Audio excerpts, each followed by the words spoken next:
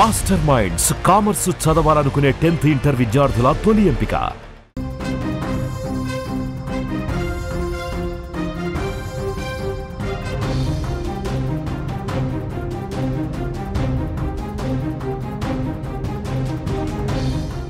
War zone breaking news అందుతోంది. Trump మాటను Iran అస్సలు లెక్క చేయటం లేదు.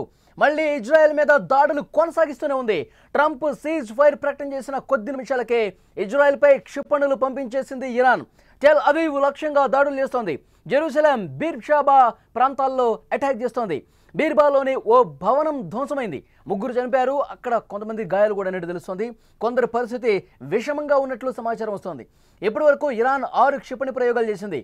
ఇక ఇజ్రాయెల్ కూడా కౌంటర్ అటాక్ దిగుతున్నటువంటి పరిస్థితి మనకు కనిపిస్తోంది. ఇరాన్ ఇజ్రాయెల్ వార్కు సంబంధించి ఎక్కడా కూడా వెనక్కి తగ్గటం లేదు. ఒకసారి ట్రంప్ ప్రకటన చేశారు, ఈ యుద్ధం ఆగిపోతోంది, అక్కడ సానుకూలంగా చర్చలు జరిగే వాతావరణం కనిపిస్తోందని చెప్పి ఆయన ఒక పోస్ట్ పెట్టారు.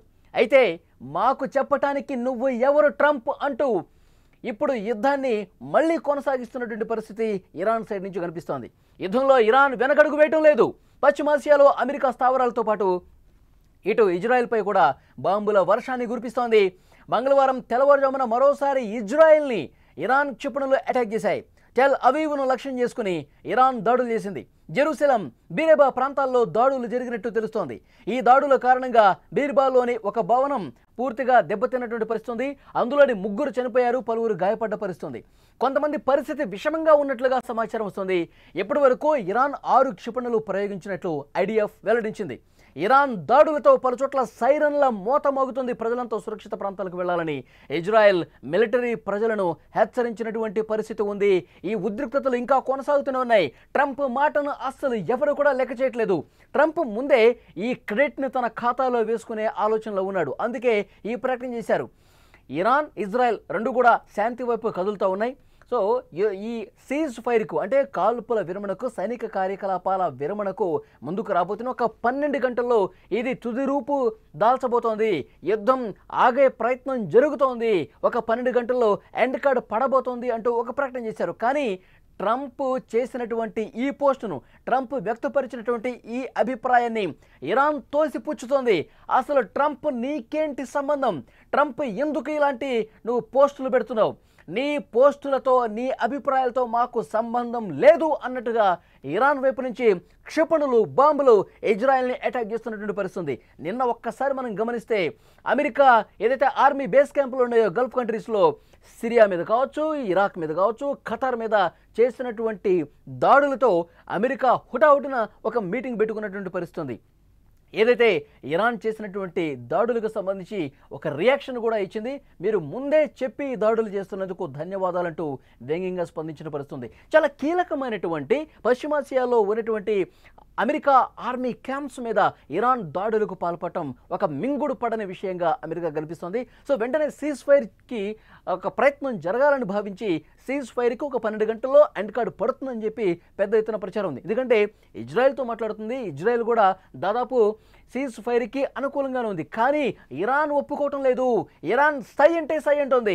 ఎస్, మాకు నష్టం జరిగింది, తీవ్ర నష్టాన్ని ఎంతో కొంత మేము పూడ్చుకోవాలి, మా దేశం యొక్క సమగ్రతను, మా దేశం యొక్క సార్వభౌమాధికారం మీద మీరు దెబ్బ కొట్టారు, ఆ దెబ్బకి దెబ్బ కొట్టాల్సిందే అంటూ ఇరాన్ మాట్లాడుతున్నటువంటి పరిస్థితి.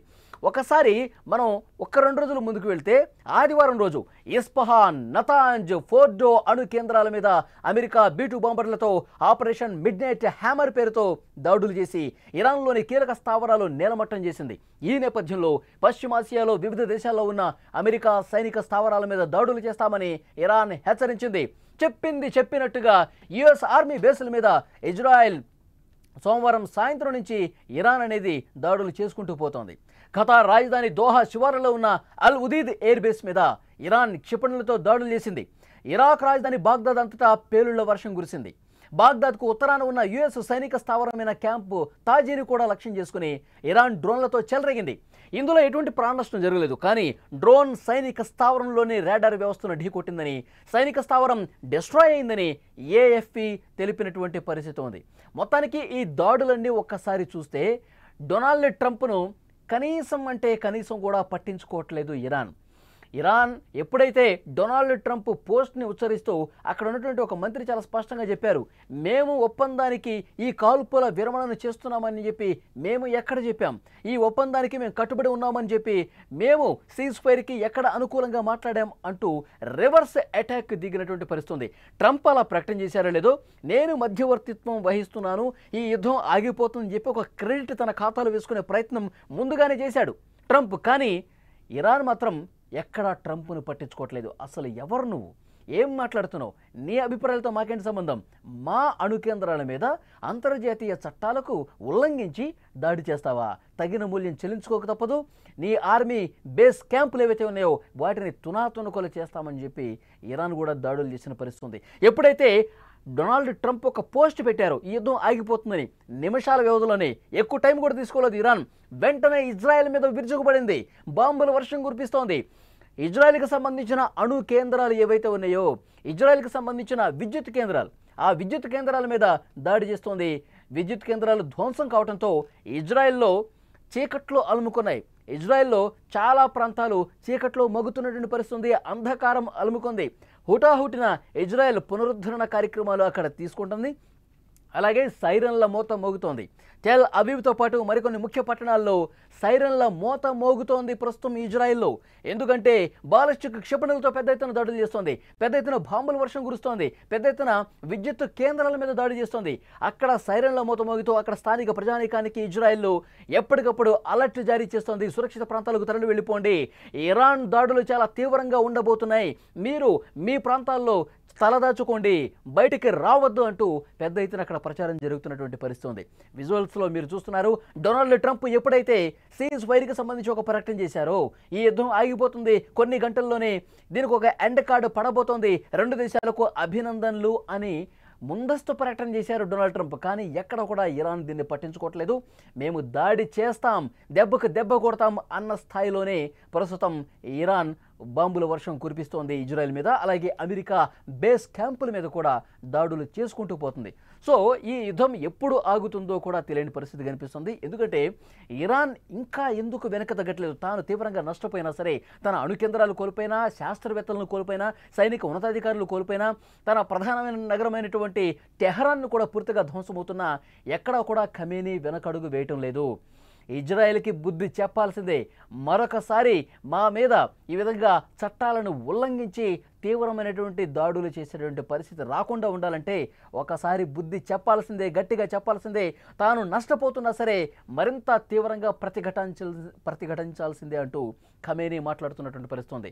సో ప్రస్తుతం ఖమేనీ ఒక రహస్య ప్రాంతంలో ఉన్నారు, బంకర్లో ఉన్నారు, ఎక్కడున్నారో కూడా తెలియట్లేదు, అక్కడ సిగ్నల్స్ లేవు, సాంకేతిక పరిజ్ఞానం కూడా దొరకనటువంటి అతి లోతైనటువంటి బంకర్లో ఖమేనీ ఉండి తన సైనిక ఉన్నతాధికారులకు ఎవరైతే ఈ వ్యూహాత్మకమైనటువంటి ఆపరేషన్స్ చేస్తారో అధికారులు వాళ్ళకి డైరెక్షన్ ఇస్తా ఉన్నారు. అమెరికా బేస్ క్యాంపుల మీద దాడి చేయమని చెప్పి డైరెక్షన్ ఖమేనీ వెంటనే ఇచ్చారు. ఎందుకంటే ఎప్పుడైతే ఆదివారం రోజు అణు కేంద్రాలు ధ్వంసమయ్యాయో అప్పుడే ఖమేనీ చాలా స్పష్టంగా చెప్పారు, అమెరికా బేస్ క్యాంపులు ఇరాక్లో కావచ్చు, ఖతార్లో కావచ్చు, మిగతా ఏదైతే గల్ఫ్ కంట్రీస్లో అమెరికా బేస్ క్యాంపులు ఉన్నాయో వాటిని తునాతునకులు చేయండి, అమెరికాకి మనం ఒక స్ట్రాంగ్ వార్నింగ్ పంపించాల్సినటువంటి అవసరం ఉందని చెప్పి బంకర్ నుంచే ఖమేనీ ఒక డైరెక్షన్ ఇచ్చినటువంటి పరిస్థితి ఉంది. దానికి అనుగుణంగా ప్రస్తుతం దాడులు జరుగుతూ ఉన్నాయి. సో 13 రోజులుగా చాలా బీభత్సమైనటువంటి భయానకమైనటువంటి వాతావరణంలో ఈ దాడులు కొనసాగుతున్నట్టు పరిస్థితుంది. ట్రంప్ మాట ఇప్పుడు అస్సలు ఇరాన్ లెక్క చేయటం లేదు, దాడులు చేసుకుంటానే పోతుంది. ముందు ఇజ్రాయెల్ ఈ దాడి మొదలుపెట్టింది కాబట్టి ఇజ్రాయెలే ఆపాలి, మేము ఇంకా ఆపే నిర్ణయం ఇంకా తీసుకోలేదు, సీజ్ ఫైర్ అని చెప్పి మీరు మాట్లాడుతూ ఉన్నారు, మేము ఫైరింగే చేస్తూ ఉన్నాం, ఇజ్రాయెల్ ఒక్కసారి వెనక్కి తగ్గి మేము ఆపుతున్నామని చెప్పి ప్రకటన చేస్తే అప్పుడు మేము ఆలోచన చేస్తాము అంటూ ఇరాన్ మాట్లాడుతున్నటువంటి పరిస్థితి. సో మనం చూస్తున్నాం గత 13 రోజులుగా ఒక భీతావాహ వాతావరణం కనిపిస్తోంది. ఎప్పుడైతే అమెరికా ఎంటర్ అయిందో మాటలకే పరిమితమైనటువంటి అమెరికా ఒక్కసారిగా రంగంలోకి దిగింది. 2 వారాలు సమయం ఇస్తున్నా ఖమేనీకి అని చెప్పి మాట్లాడారు డొనాల్డ్ ట్రంప్. అట్లా మాట్లాడిన తర్వాత ఒక 2 గంటల్లోనే పూర్తిగా యూటర్న్ తీసుకొని అణు కేంద్రాల మీద దాడికి తెగబడ్డ పరిస్థితుంది. సో అమెరికా చేసినటువంటి ఈ వ్యూహాత్మక దాడి తమ అణు కేంద్రాల మీద దాడి తీవ్రంగా నష్టపరిచింది. మా దేశం యొక్క సమగ్రతను, సార్వభౌమాధికారం మీద దెబ్బ కొడితే మేము చూస్తూ ఊరుకోము. ఇరాన్లో ఉన్నటువంటి ప్రతి ఒక్క పౌరుడు కూడా తలెత్తుకునే విధంగా మా దాడులు చాలా బలంగా ఉంటాయనే సంకేతం ఇవ్వాలని చెప్పి ఇరాన్ భావించింది. అందుకే ఇప్పుడు ఈ దాడుల వర్షం, మిసైళ్ల వర్షం కురుస్తున్నటువంటి పరిస్థితి ఉంది.